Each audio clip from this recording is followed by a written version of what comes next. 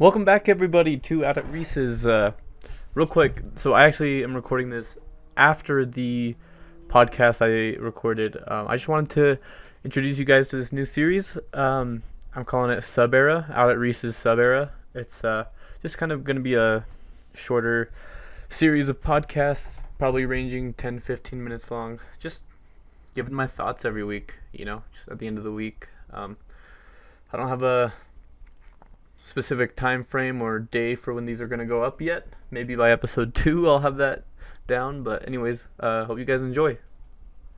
I don't really have a specific direction with this audio today, but I've just been really down, and I keep thinking of all the techniques that I've essentially learned over the past 2-3 years now. Wow, I can't even believe it's been 3 years. It's crazy. Time is just flying, and that's actually one of the things that's kind of making me feel this way, is just seeing how fast time is going, and it's it's not gonna stop, and so it hurts because you're like, not only am I not getting the time back, but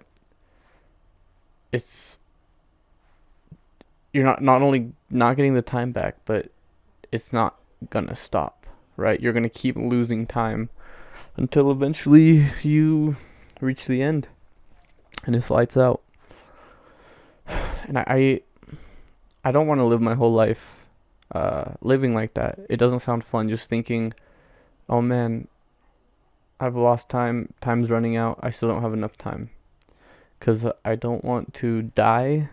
I don't want to be on my deathbed with regrets, wishing I would have done more, wishing I could have done more for not only myself but the world. I really do want to make an impact, at least to a somewhat decent degree.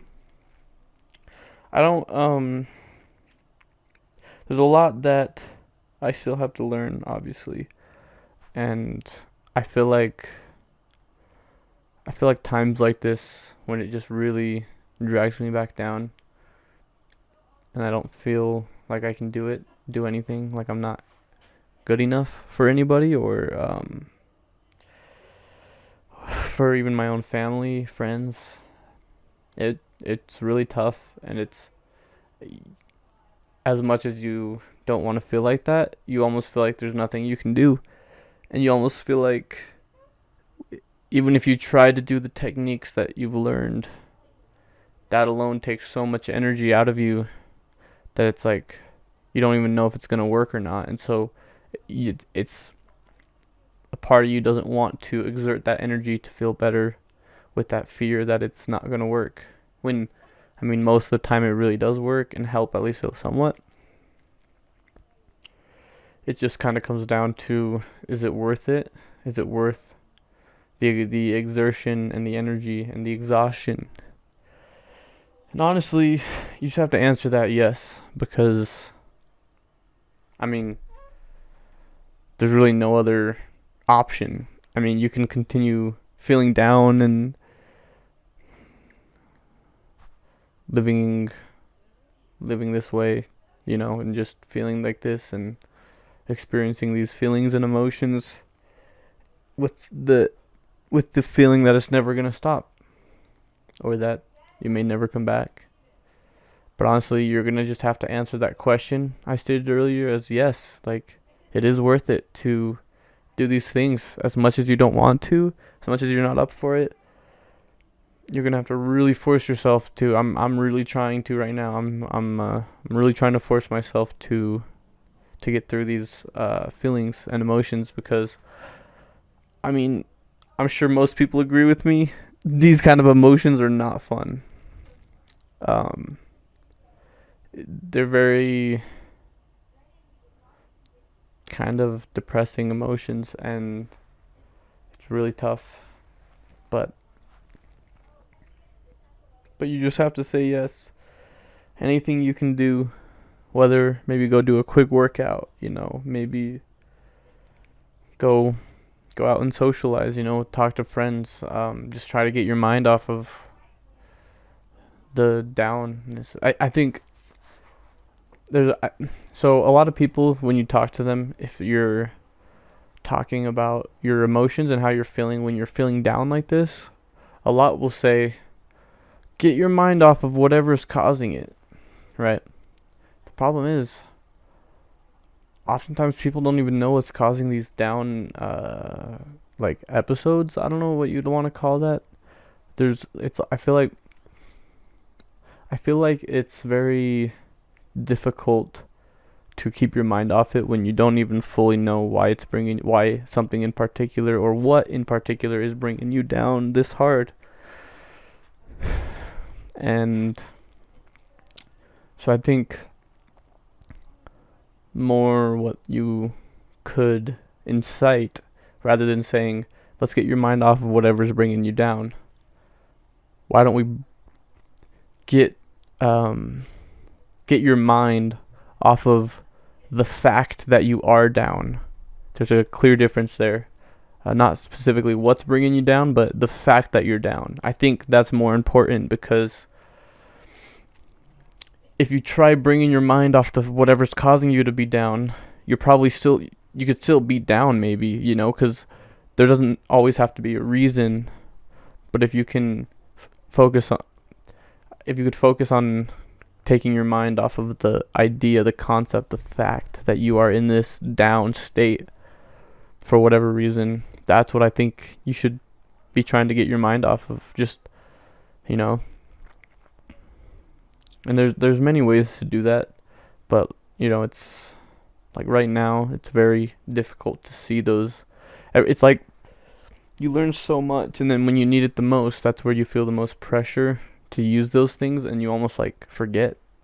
I don't know if you guys are like me, but that's how I am. I always forget what are the techniques I've learned, and I do have a lot of stuff written down in my notes that I sometimes go back and read over. Problem is the energy to actually do that, because my notes, they're like, if you were to look into my notes on my phone, they're scattered, they're everywhere. It's like a mess. I need to get it organized, and I think that would also be a good step, a good first step into trying to feel better, is just organizing yourself. Like, even if you're still going to be thinking about it, just force yourself to organize your things. Clean your room, do your laundry, clean your desk, rearrange even. Just make things feel a little more organized. Because when you do that, you'll have just a small sense of accomplishment that may not solve your problem, but you'll have, when you feel accomplished, you have a slight feeling of, you feel accomplished. You have that feeling of like slight joy that you've accomplished this thing, that you feel good. You just a general goodness to this accomplishment, and it's good to act upon that accomplishment, that energy kind of that you're feeling, to try and accomplish bigger things. Go from organizing to let's start small. Just like say organizing your desk, kind of get it nice and neat looking. Maybe wipe it down, and then that could lead to organizing the rest of your room, because there's that bigger step. The next step up is organizing your room, and then wiping down the surfaces of your room. And then when that's not enough, just keep going and fixing up your life. Because to make big changes, it starts with all the small things you do, right? And so if you can start small and just work up, organize anything. You can even, once you say clean the entire house is organized, you've cleaned everything, then move to a different section of your life. So say your finances, be like, okay, my finances are a little messy. I probably have 12 subscriptions that I don't even know what are to, or remember what they are, and I can't remember. So figure that out. Just start going through your bank statements or just your transaction history, and just find out what you're subscribed to, or what, and start canceling whatever you don't use, and trying to go through that. Once you get that, start kind of looking at what how can I save more money, or what, just take steps that'll just kind of do small improvements to your life. Because spending $30 a month on a couple subscriptions. It's like, sure, it's like, it's not $30 a month isn't a ton. For some people it is. And but you just got to remember, like, it adds up, and over a year, 2 years, you've spent $300 to $600, and that could have just been something you saved. And these are just, I'm not specifically saying go fix your financial life. Maybe you have a great one, maybe you don't. I'm just giving examples of what you could do or where you could start. Just look at the different parts of your life. We started with cleaning house, maybe the financials. Next thing could be maybe cleaning your car if you have one, or even if you don't have a car, you could do the financial thing and figure out how you can save up for a car, and then you'll have a plan, you'll have direction, something to follow, right? You're like, my goal is to save up for this car now because I want to get a car. So now that's your kind of direction. That's your organization, right? And just and then maybe say you buy the car, then you just organize the next thing in your life, and you think, what? So you could even start possibly looking into new hobbies, or like self-improvement things. You'd be like, oh, maybe I want to learn an instrument, because instruments very good for kind of mental stuff. So you could pick up a guitar and start just taking online YouTube lessons or something. You don't even have to pay money for guitar lessons, or you don't have to pay money for any lessons anymore. Everything's online. You can do it for free. I mean, having an in-person instructor and tutor will definitely be better. But I think ultimately, if you don't have the option to pay for a class or pay for an instructor, then just go online and start learning something new. And then when you kind of get good at that, once you feel kind of accomplished that, man, I've been learning the guitar or piano, whatever it is, you can either move on to the next thing or act upon that new skill of yours. Maybe I'm gonna start writing my own music, and you start writing your own music, and then eventually I'm gonna put a band together. You put together a band, and then you start trying to, you practice, you rehearse, and then you're ready to start performing gigs, and you keep building up like that, and pretty soon you'll completely forget you were ever depressed.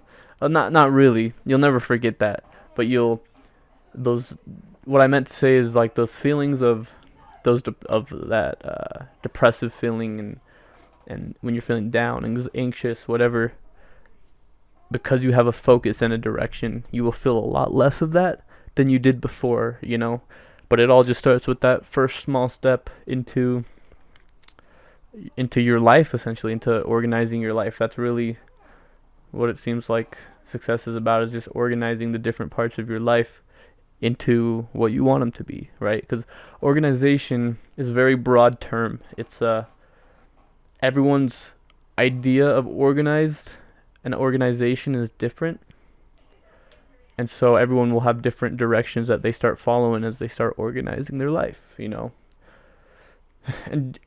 but you got to be careful, because sometimes organizing your life, I feel, can be a very neutral term. It can be good, like, I'm organizing my life, it's getting together, or the way you're organizing it could be bringing you down more. So that's where I feel like you might have to be kind of careful, if and if you're unsure about something, do research on it. So yeah, that's kind of just my thoughts for the day. I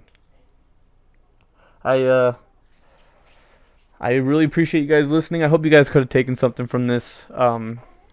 This is actually going to be probably the first episode to what my new series, my new podcast series. It's going to be short, 10-15 minute podcasts of just me just throwing my thoughts out there, because why not? It just, maybe someone will take something from it, maybe they won't, but that's, I'm sure it'll reach somebody. Anyways, thank you guys for listening. There's no video today. Maybe for this mini series, I'll start doing videos or having like video and stuff. But hope you enjoyed this little mini podcast episode. If you enjoyed it, like, subscribe, and I will see you guys in the next one. Peace.